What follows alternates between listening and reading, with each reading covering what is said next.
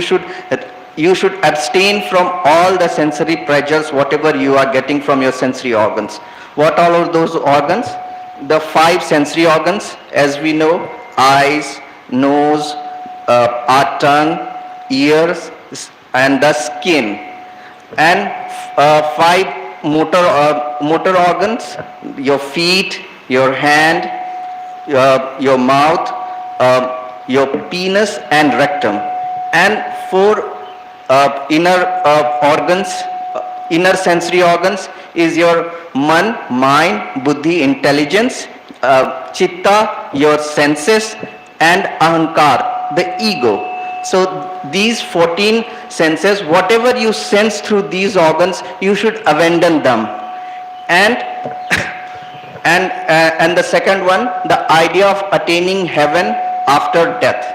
So when Lord Rama said all this, he said one verses as it has come in Ramcharitmanas. Our Guru Maharaj, Pujyapat Sri Maharshi Mehi Paramahansa Ji Maharaj, has said that he has authored a book known as Apt Summary of Ramcharitmanas. Ramcharitmanas, in it itself, is a great book authored by Goswami Tulsidas Ji Maharaj. If I say that Ramcharitmanas is the nectar, then whatever Guru Maharaj has penned down in the apt summary of Ramcharitmanas is the essence of the nectar. In that particular book, what Guru Maharaj says, that मानव बड़े भाग मानुस्तन पावा सुर दुर्लभ सब ग्रंथ ही गावा. What does he mean with that? That whatever human life we have got is really precious. It has been praised by even the scriptures. This is something which is even longed by gods also. Why is that? Because in this body only you can have meditation, you can walk inside yourself and attain the Turyati, the Pada, the Nirmana. So how you attain the Turyati Pad, as Baba was in his discourse yesterday spoke about the path, the how it should happen. The first thing that you should go to a learned master and sit with him and understand the kriya, the technique with him. So how this starts? The first thing is japa, the recitation. The recitation should be happening inside. You should not be speaking while reciting, neither whispering. You should be reciting in your thoughts. That's how it's happened.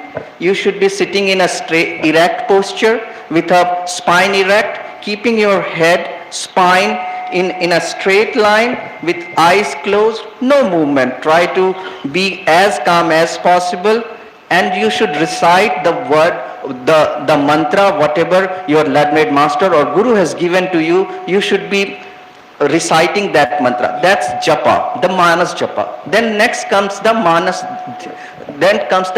dhyana.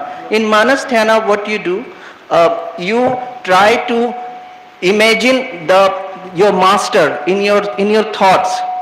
Either your master could be he or she. You try to imagine that master in your thoughts time to time, and you start with very minute detail, that how his nose or her nose looks, how's her eyes, and then with that you start growing with that, and you imagine the whole posture of him or her in your thoughts. This is the way you do the manas dhyana. And then comes the master technique is the drishti yoga sadhan. What you do in the drishti yoga, you start looking into the dark. You look straight into the dark, and with the mercy of Guru Maharaj, one day you will be having a bindu darshana. You will be able to see the bindu in your thoughts, and that's the time when you will be start walking inside yourself. And as the Guru pleases, you will be attaining the mastery in your practices. And then comes the nada anusandhana, the kriya which has been practiced by sages since long. It is something which has been mentioned in the path of sages over and above everything. This is something when you experience the nada inside you. the cosmic sound or the divine sound which is coming from the God. It is something which which has been mentioned by scientists at CERN as a God particle. I don't know if it's that, but something which you experience, and then when you experience that nada is the time when you actually meet the Supreme Almighty, because it is something when something is emitting out of it, if you follow that path and you reach actually that place from where it is emitting. So this is the idea. When you follow the nada, you reach up to that level where you meet the Almighty and you become and you get merged into and you become the same as him or her. So this is the Turiya. So I just want to conclude my words with when our Guru Maharaj started his path to the ascetic life.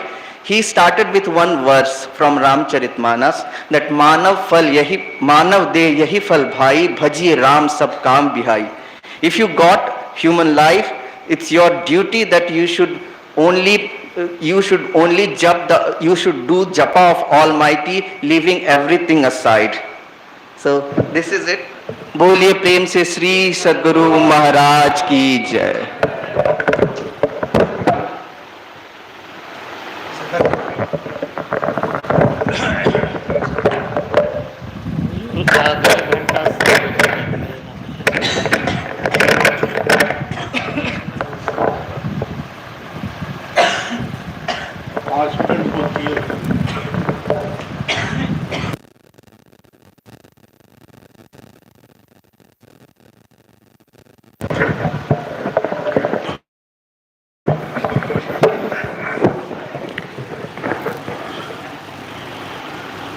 अखंड मंडलाकारं व्याप्तं येन चराचरं तत्पदं दर्शितं येन तस्मै श्री गुरुवे नमः। तस्मै श्री गुरुवे नमः। एक बार श्रद्धा और विश्वास के साथ परमाराध्य श्री सद्गुरु महाराज का जय जयकार जोरदार शब्दों में करें। बोलिए प्रेम से सद्गुरु महाराज की। To our honourable chief guest Maharshi Gurushri Bhagirath ji Maharaj, respected my guest of America, my loving and adorable companions, I welcome to all. India is the country of saints. In this country, birth of saints are being held. मैं बहुत ज़्यादा अंग्रेजी नहीं जानता हूँ, थोड़ा जानता हूँ। मेरा पुत्र अगर सूरज आता तो अंग्रेजी में वो स्पीच देता। अभी श्री गीता योग प्रकाश से पाठ हुआ है। यह गीता योग प्रकाश गुरु महाराज ने बाद में लिखा, इसलिए कि इस देश के एक बड़े महापुरुष ने गीता प्रवचन लिखा था और उसमें बहुत सारी त्रुटियां थी। तब गुरु महाराज ने गीता योग प्रकाश लिखा। यह गीता के हूबहू श्लोक का अर्थ नहीं है, एक भाव है और एक टिप्पणी ग्रंथ है, जहां से शुरुआत में वासांसी जीर्णानि यथा विहाय नवानि गृहणति नरो पराणि तथा शरीरानि विहाय जीर्णानि संयाति नवानि देहि। शुरुआत वहाँ से है कि यह शरीर मरता नहीं है, बल्कि जैसे जैसे हम बार बार वस्त्र पहनते हैं और उसको बाहर कर देते फिर नए वस्त्र पहनते हैं, उसी तरह आत्मा तो अमर है लेकिन यह शरीर बदलता रहता है। दरअसल अर्जुन को मैसेज देना चाह रहे हैं भगवान श्री कृष्ण ये सांख्य योग दर्शन इसमें छिपा हुआ है। जीवन की क्षणभंगुरता पर मैसेज भी है इसमें। रोते जग की अनित्यता पर सभी विश्व को छोड़ चले, कुछ तो चढ़े चिता के ऊपर, कुछ कब्रों की ओर चले, रुका न पल भर पुत्र मित्र, माता से नाता तोड़ चले, लैला रोती रही पर कितने मजनू मुख मोड़ चले। तो जीवन की नश्वरता और क्षणभंगुरता पर प्रकाश डालते हुए योग के महात्म्य को भगवान ने रखा है। नेहा भी कर्मणा सोचती प्रत्यवायु न विद्यते, स्वल्पमस्य धर्मस्य त्रायते महतो भयात। भगवान ने कहा कि अर्जुन, योग के आरंभ का नाश नहीं होता है, इसका उल्टा परिणाम भी नहीं होता है, और यह जन्म मरण रूपी महाभय से मनुष्य को बचाता है। इसलिए हर लोग को योगी होना चाहिए। तो योगी होने के लिए the stillness and steadiness is the essence of shanti. He who has attend shanti is a saint. A sant मत encompasses the thought and way of saints। यानी शांति स्थिरता और निश्चलता को कहते हैं। शांति को जो प्राप्त कर लेते हैं संत कहलाते हैं। संतों के रास्ते पर चलने वाले हम लोग हैं। हम लोगों का परम सौभाग्य है। मैं बहुत बातें नहीं कहना चाहूँगा कि इस पवित्र भूमि, जिनको हम लोग बोलचाल की भाषा में जोगिया पहाड़ कहते थे, हम समझते हैं कि हमारे पूज्यपाद गुरु सेवी भगीरथ जी महाराज किसी जन्म में इस जगह जरूर तपस्या किए होंगे, जो इस धरती के प्रति इनका अनायास एक प्रेम टपका, और फिर धीरे धीरे धीरे धीरे यह क्षेत्र इतना डेवलपमेंट हुआ, और यहाँ प्रत्येक वर्ष 15 दिनों का यह पक्ष ध्यान साधना शिविर का आयोजन पूज्यपाद की अगुवाई में होता है। और दूर दूर से लोग, पूरा संथाल परगना, बिहार और झारखंड के लोग यहाँ आते हैं। लेकिन इस बार ऐसा संयोग है कि गोड्डा में महर्षि में ही ट्रस्ट में भी वहाँ पक्ष ध्यान साधना शिविर का आयोजन है। मैं वहाँ का अध्यक्ष भी हूँ। फिर भी पूज्यपाद के दर्शन के लिए आ गया, इसलिए कुछ श्रद्धालु गोड्डा वाले वहाँ रुक गए हैं, इसलिए थोड़ी भीड़ कम है। और मैं गुरु महाराज से प्रार्थना करता हूँ कि हमारे पूज्यपाद स्वस्थ रहें, गुरु महाराज का आशीर्वाद आप पर रहे, आप दीर्घायु हों, और इसी तरह यहाँ ध्यान साधना शिविर में आप लोग आते रहें, और हम लोग भी इस विश्वास के साथ यहाँ ध्यान योग और सत्संग के कार्यक्रम में भाग लें कि प्राप्त पुण्य कृताम लोकान सित्वा शाश्वती समा, असुचिनाम श्रीमताम गे योग भ्रष्टो भी जाए थे। यानी हम लोग जो योग करते हैं, इसमें अगर हम गिर भी जाएंगे, कहने का मतलब पूरा भी नहीं कर पाएंगे। योग भ्रष्ट लोगों की गति क्या है? वह पवित्र श्रीमान कुल में जन्म लेता है, स्वर्ग आदि का विशाल सुख को वह पहले भोगता है, और किसी न किसी जन्म में वह मोक्ष प्राप्त करता है। तो इस विश्वास के साथ हमने योग का आरंभ किया है। हम इसी तरह तपस्या और सत्संग ध्यान करते रहें तो किसी न किसी जीवन में हमारा परम कल्याण होगा। करती है फरियाद ये धरती कई हजारों साल, अब तब लेते हैं अवतार जगत में एक में ही लाल। हम लोगों का सौभाग्य है, ऐसे महापुरुष के हम लोग फॉलोवर्स हैं। बोलिए प्रेम से श्री सद्गुरु महाराज की जय।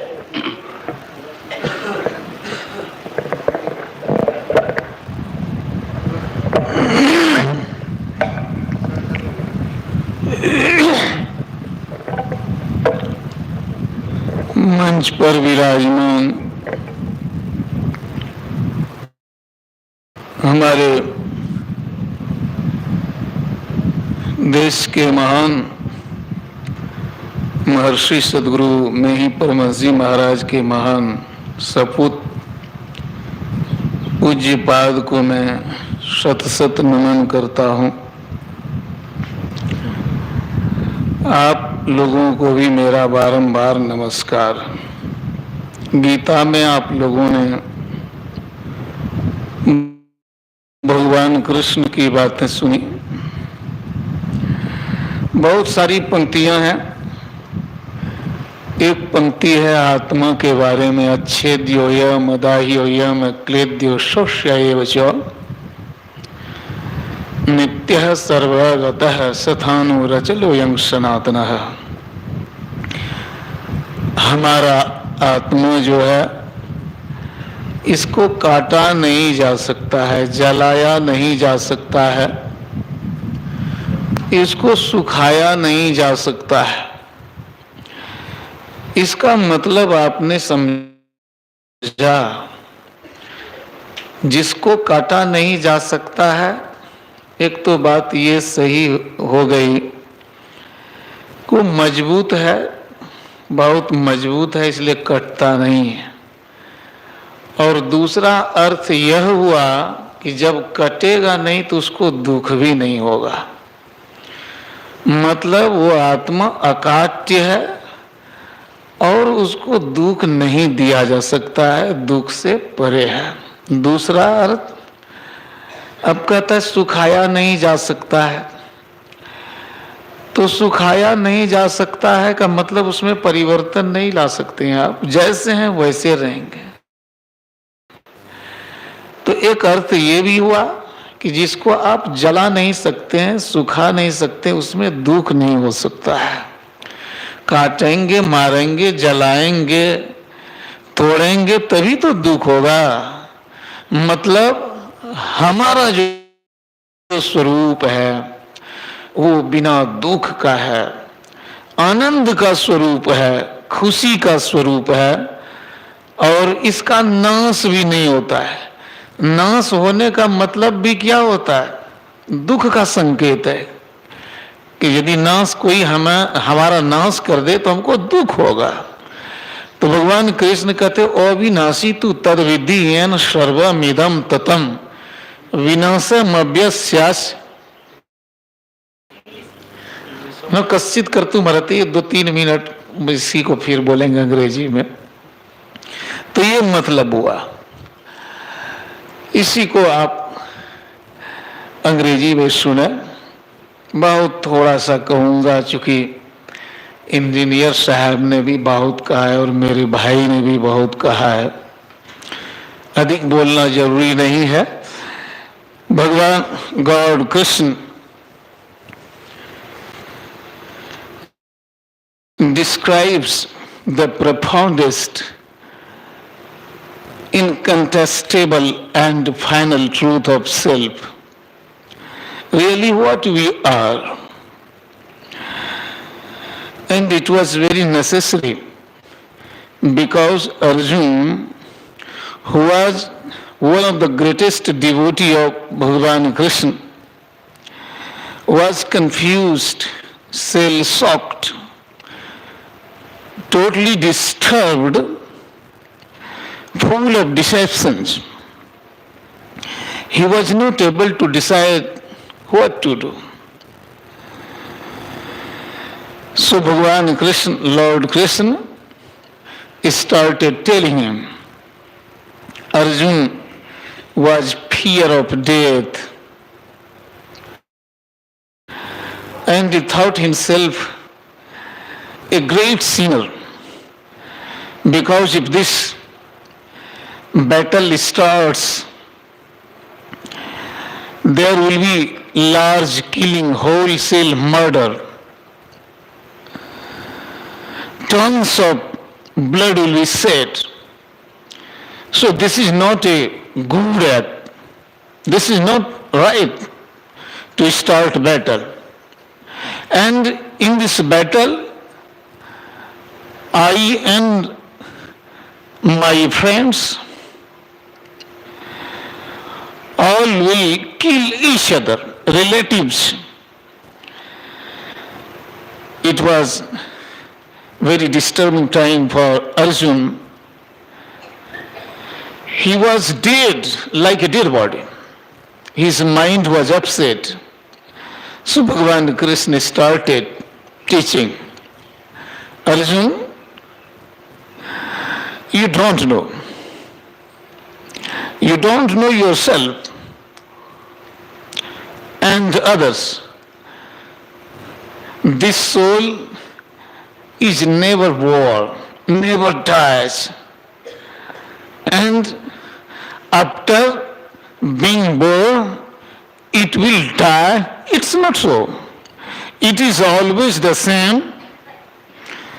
Change is impossible. It can't be cut into parts. It can't be burned. It can't be dried. It can't be destroyed. If you say, I will die, you are a great fool. You are extremely foolish. And if someone says, I can kill someone, even he is a fool. He does not know. It can't be killed. It can't be killed. No one can kill this soul. It is not something to be killed. It remains as it is. And it never changes. One thing I want to remind all of you, our own state. We change many times in a day. Sometimes we are angry, sometimes we are lusty, sometimes we are excited, full of sorrows. So many mental problems arise in us and we think we change. But one thing, how long your anger stay? How long your lust stay? How long you are disturbed?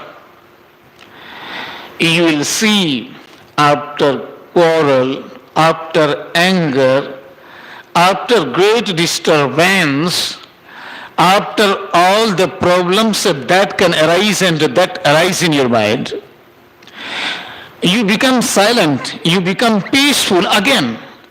And this is the matter which every day happens with all of us. We can't stay disturbed for a long time. We can't remain angry for a long time just for fleeting moments.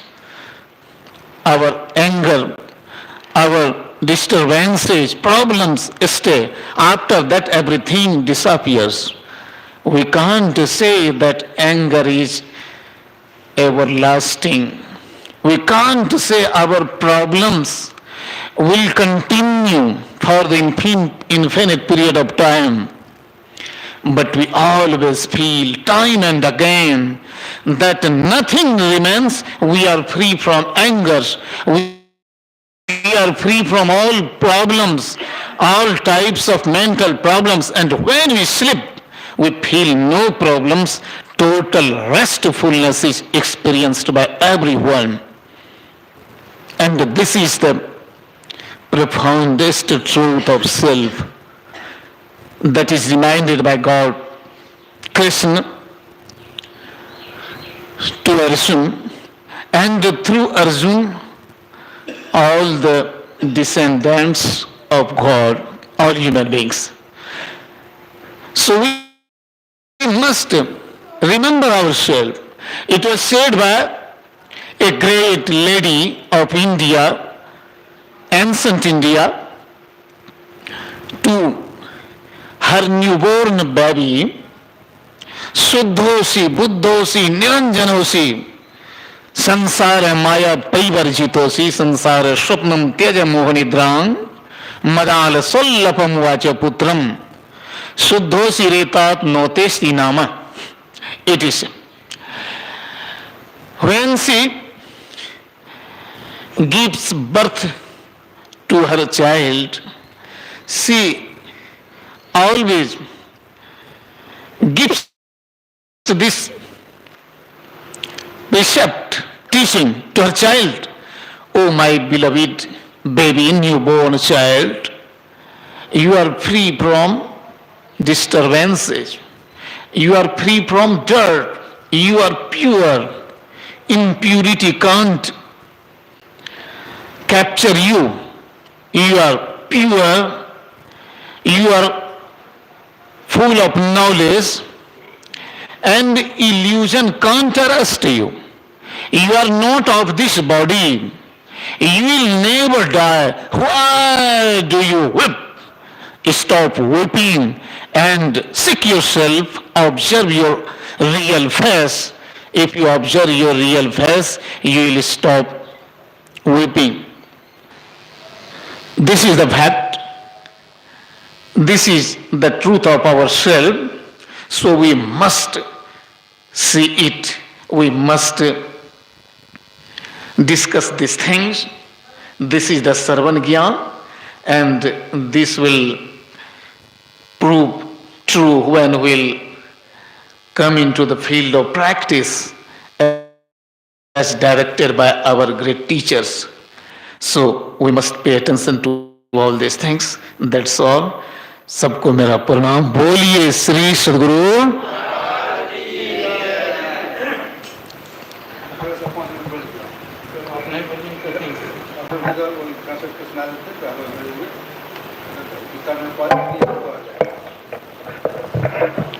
बोलिए प्रेम से श्री सद्गुरु महाराज. अखंडानंद बोधाय शिष्य संतापहारिणे सच्चिदानंद रूपाय रामाय गुरवे नमः. पूज्यपाद के श्री चरणों में कोटि सम्मान. पूज्यपाद गुरुजन, उपस्थित माता एवं भक्तिमती बहनों, मुद मंगलमय संत समाज. भगवान कृष्ण के मित्र थे उद्धव जी. उद्धव जी को भगवान कृष्ण ने भेजा कि जाकर के मेरे माता पिता को आत्मज्ञान कराओ. तो उद्धव जी गए बरसना और नंद बाबा माँ यशोदा से कहते हैं उद्धव जी कि न माता पिता तस्य न भैर्या न सुतादय आत्मियो न पश्चापी नो देहो जन्म बचो. क्या कहते हैं? भगवान कृष्ण के न माता है, न पिता है, न पुत्र है, न पत्नी है, न अपना है, न पराया है. आत्मियो न प्रश्चपि नो देहो जन्मे बचो. जब जन्म ही नहीं लिए हैं भगवान कृष्ण, तो शरीर कैसे धारण करेंगे? देखो, भागवत में दोनों बात है कि भगवान कृष्ण के माता कौन थे? देवकी. पिता कौन थे? वसुदेव. और भरण पोषण करने वाले कौन थे? माँ यशोदा और नंद बाबा. और भगवान कृष्ण की पत्नी कितना थी? पत्नियां 16,108 पटरानी. अब पुत्र कितने थे? एक एक रानी को 10-10 पुत्र थे. अब गुना भाग लगा लीजिएगा आप लोग, 1.5 लाख से ऊपर चला जाएगा. एक तरफ से कहते हैं भगवान कृष्ण के माता पिता पत्नी पुत्र सगे संबंधी अपना पराया सब है. एक तरफ कहते हैं भगवान कृष्ण के न माता है, न पिता है, न पुत्र है, न पुतनी है, न अपना है, न पराया है, और शरीर भी धारण नहीं किए हैं. तो कौन बात सत्य है? जो कहते हैं कि भगवान कृष्ण के माता पिता भाई सगे संबंधी अपना पराया सब है, वो चर्म दृष्टि से देख रहे हैं। किस दृष्टि से? चर्म दृष्टि में, जागृत के दृष्टि से। और जो कह रहे हैं कि भगवान कृष्ण के माता पिता पत्नी पुत्र सगे संबंधी अपना पराया नहीं है, वो आत्मदृष्टि। उसी समय आकाशवाणी हुई, एक अंश जिस बहन और बहन को इतना प्रेम से तुम लिए जा रहे हो, इसी के 8वें पुत्र तुमको मार डालेगा। इतना सुनना था कि कंस म्यान से तलवार निकाला, देवकी के बाल पकड़ करके आपको वार ही करने वाले थे। वसुदेव ने हाथ पकड़ लिया, कहा अरे कंस ये क्या करने जा रहा है? अभी तो बहन की शादी हुई है, माथे से सिंदूर भी नहीं झड़ा है, और तू मारना कैसे चाह रहा है? कहा देखा नहीं आकाशवाणी ने क्या कहा कि देवकी के 8वें पुत्र हमको मार डालेंगे। तो वसुदेव जी ने बहुत बढ़िया उपदेश दिया, मृत्यु जनवताम वीर देहे न स्वजायते अद्वसतांते व मृत्यु प्राणी नाम द्रवम। एक अंश जिसका जन्म हुआ है उसकी मृत्यु अवश्य होगी। आज हो, कल हो, परसों हो या बरसों हो, मरेगा कि नहीं मरेगा? जिसका जन्म हुआ उसकी मृत्यु अवश्य है, और जिसकी मृत्यु है उसका जन्म भी अवश्य। लेकिन आत्मा का न जन्म होता है न उसकी मृत्यु होती है। यही बात श्रीमद् भागवत गीता में लिखा गया, न जायते म्रियते व कदाचिन नायम भूत्वा भविता व न भूयः अजो नित्य शाश्वतयम प्राणो न हन्यते अन्यमाने शरीरे।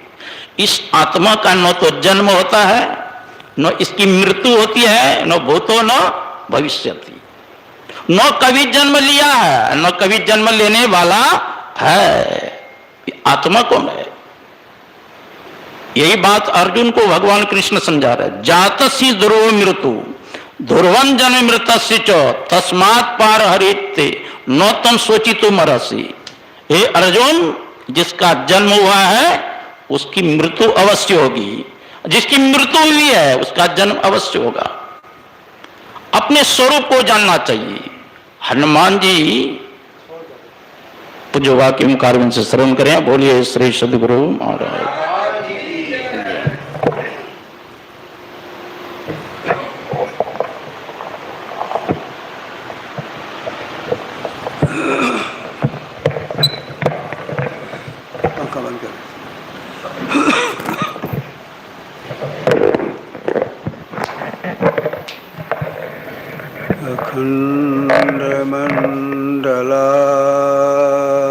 अखण्डमण्डलाकारं व्याप्तं चराचरं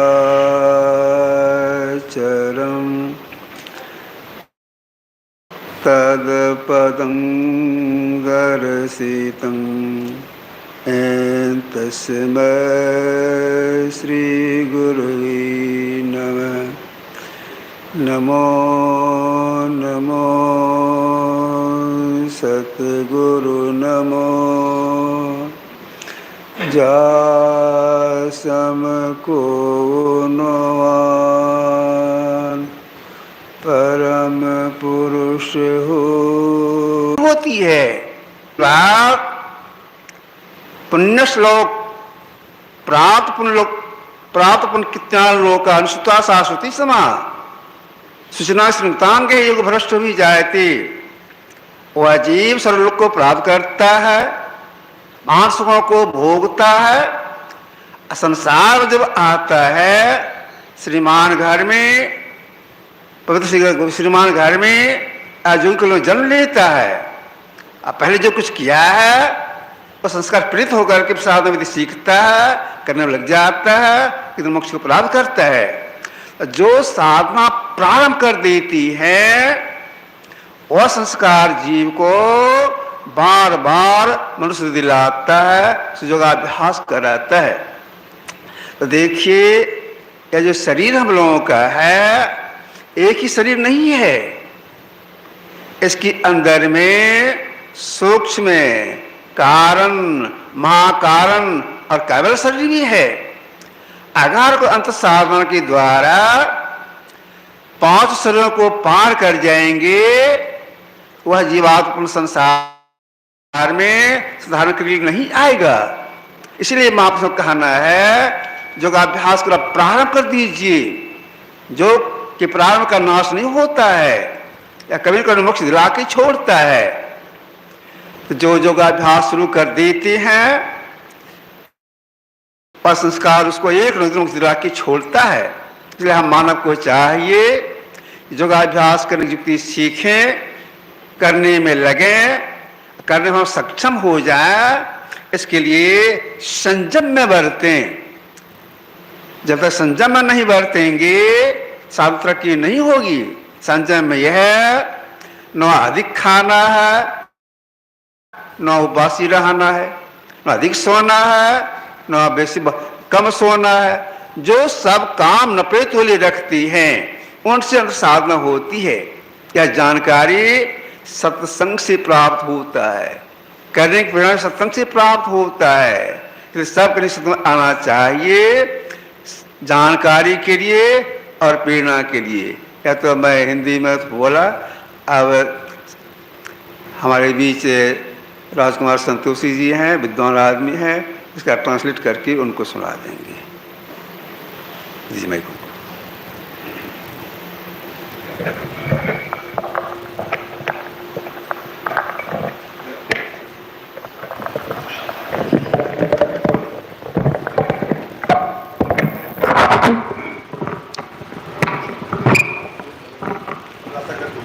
जी।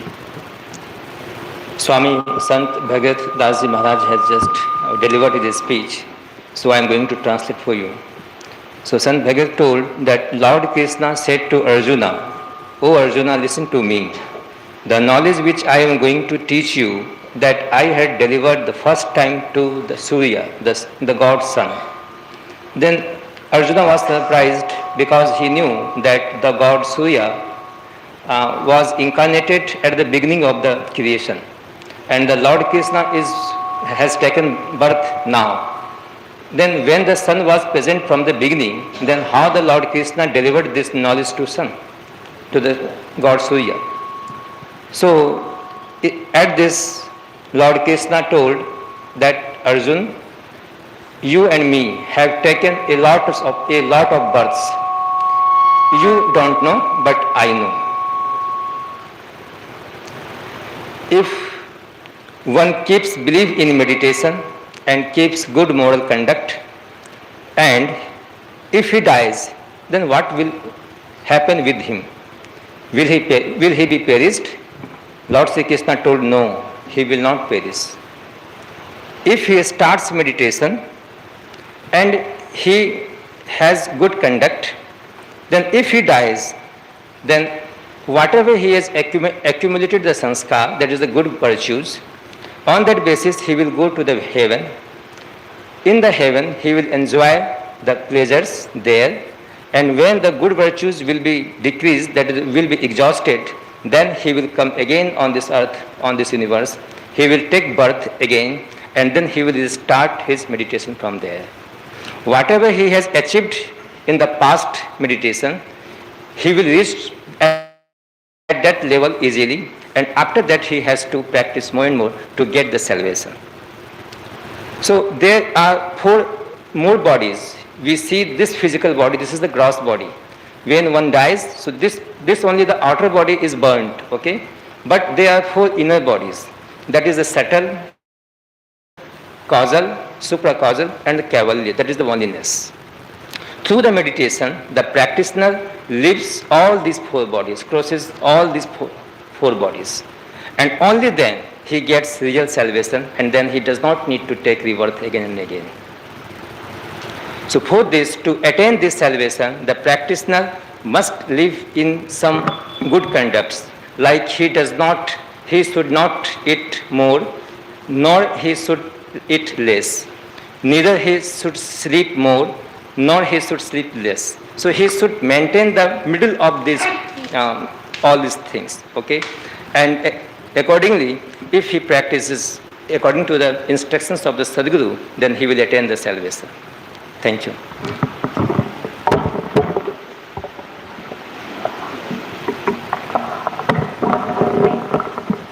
और संग सत गुरु के की